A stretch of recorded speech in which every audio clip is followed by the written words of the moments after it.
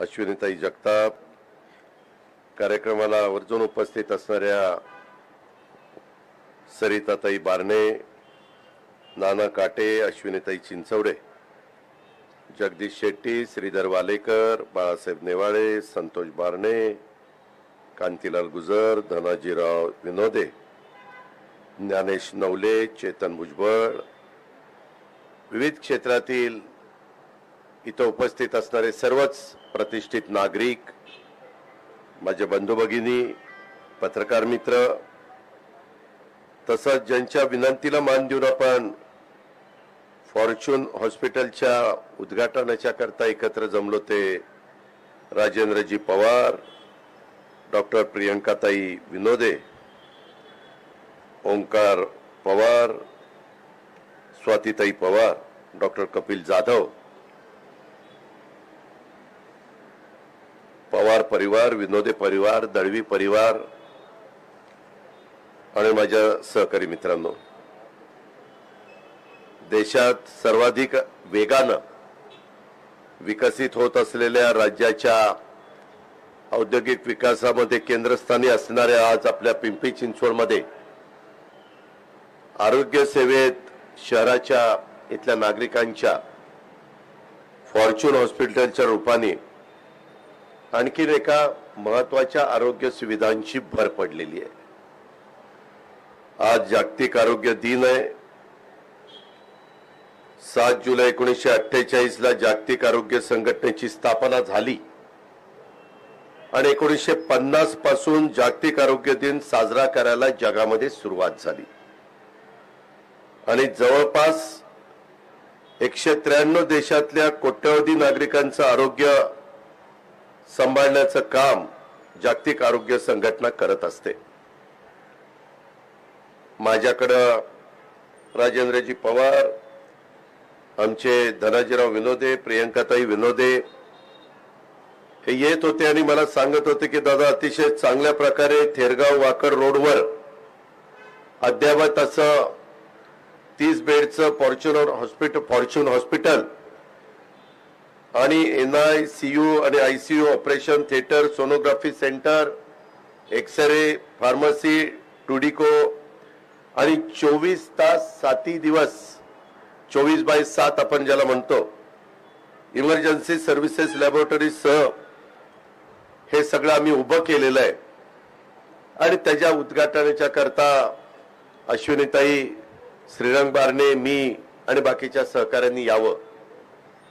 खरं तर मी त्यांना उद्या वेळ देत होतो, परंतु त्यांनी विनंती केली की दादा काही करून आजचा दिवस आणि फार मला वाटतं 24 तास किंवा 36 तासापूर्वी मी त्यांना सांगितलं आणि त्यांना हा कार्यक्रम आयोजित करावा लागला।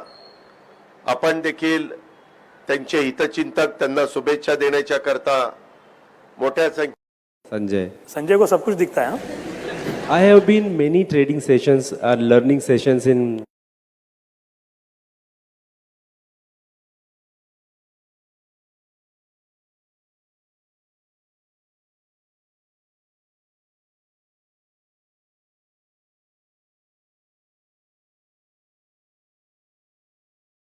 उत्तम अशा प्रकारचं आरोग्य, वैद्यकीय उपचार,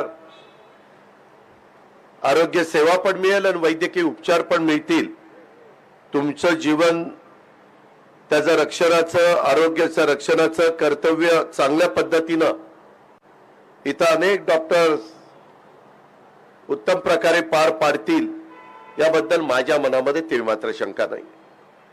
मित्रांनो, इतके दिवस आपल्याला खरं तर हॉस्पिटलचं, आरोग्याचं, डॉक्टरांचं, पॅरामेडिकल स्टाफचं, नर्सेसचं, स्वच्छता दूतांचं महत्व इतकं जाणवत नव्हतं। पण कोरोना ज्यावेळेस जगामध्ये आला आणि 2 वर्ष कोरोना संपूर्ण जगाला व्यापलं आणि त्यावेळेस प्रत्येक माणसाचा जीव वाचवण्याच्या करता आपण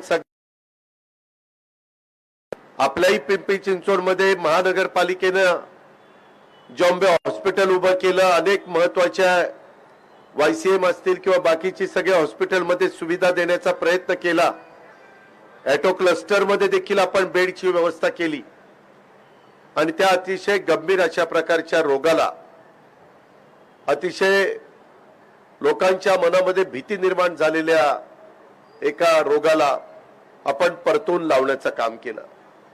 पण त्यावेळेस खऱ्या अर्थाने आरोग्य आणि आरोग्याचं रक्षण करणं किती महत्वाचं आहे.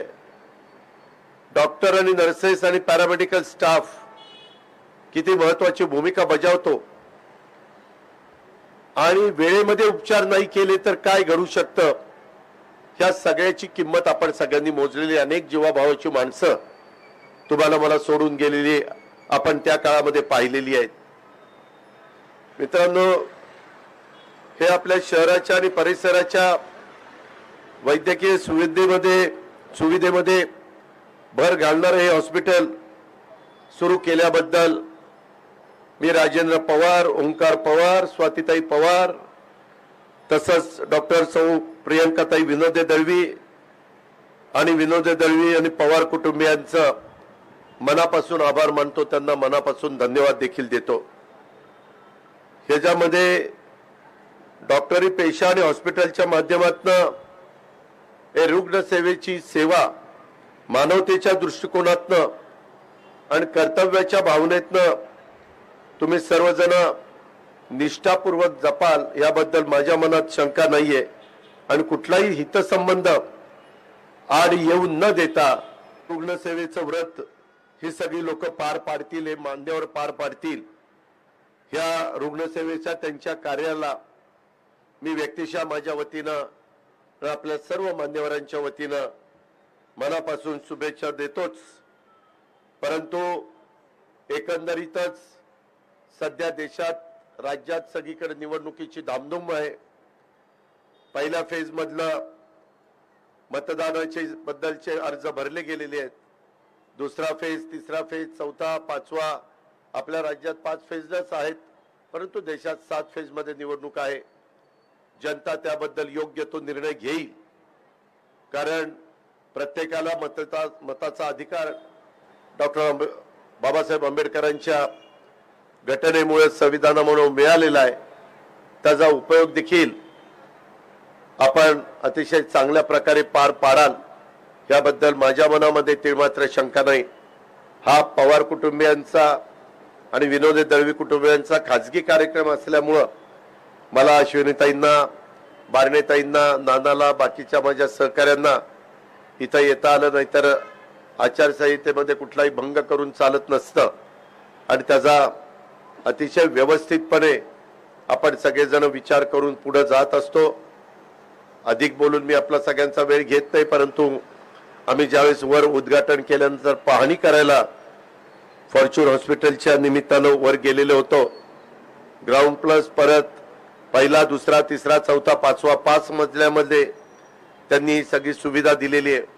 अतिशय अत्याधुनिक अशा प्रकारच्या सगळ्या गोष्टींचा वापर ह्या हॉस्पिटलमध्ये झालेला मी पाहिलाय.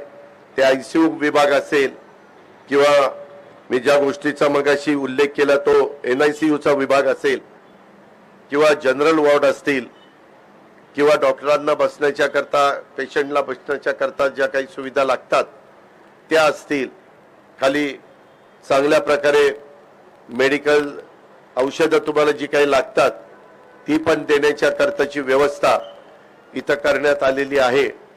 खरं तर तुम्हाला, मला प्रत्येकाला वाटतं की डॉक्टरांच्या दवाखान्यात किंवा तिकडे जाण्याचं कुणाला वेळच येऊ नये, परंतु ह्या धक्काधक्कीच्या जीवनामध्ये लाईफ फास्ट झालेला आहे आणि त्याच्यामुळे ह्या धक्काधक्कीच्या जीवनामध्ये कधी कधी वेगवेगळ्या प्रकारचे आजार अचानक उद्भवतात. वातावरणामध्ये बदल झाले तरी देखील व्हायरल इन्फेक्शन वगैरेच्या गोष्टी आपल्याला पाहायला मिळतात. प्रदूषण वाढलं तरी त्याच्यामध्ये आपल्या नागरिकांना त्याची किंमत मोजावी लागते आणि म्हणून ह्या सगळ्या गोष्टीकडे पण बारकाईनं लक्ष देण्याचा प्रयत्न सगळेच जण आपापल्या पातळीवर त्या ठिकाणी करत असतात. त्याच्यामध्ये प्रियंकाताईंनी ह्याच्या पाठीमागच्या काळामध्ये YCM मध्ये पण काम केलेलं आहे. वेगवेगळ्या ठिकाणी त्यांची स्वतःची OPD पण आहे, परंतु त्याच्यातून अधिक चांगली रुग्णांची सेवा करता यावी अशा प्रकारची भावना त्यांनी मनामध्ये आणली आणि ती प्रत्यक्षात उतरवण्याच्या करता राजेंद्र पवार आणि त्यांच्या सगळ्या परिवारांनी त्यांना साथ दिली. म्हणूनच हे एक अतिशय दिमागदार अशा प्रकारचं हॉस्पिटल इथं उभं राहिलेलं आहे आणि त्याच्या उद्घाटनाच्या करता त्यांनी आपल्या सगळ्यांना बोलवलं. त्याबद्दल मी राजेंद्रजींचं, स्वातीताईंचं, तसंच प्रियंकाताई आणि त्यांच्या सगळ्या परिवाराचं, पवार परिवाराचं मनापासून आभार मानतो, मनापासून धन्यवाद देतो आणि या ठिकाणी थांबतो. जय हिंद, जय महाराष्ट्र.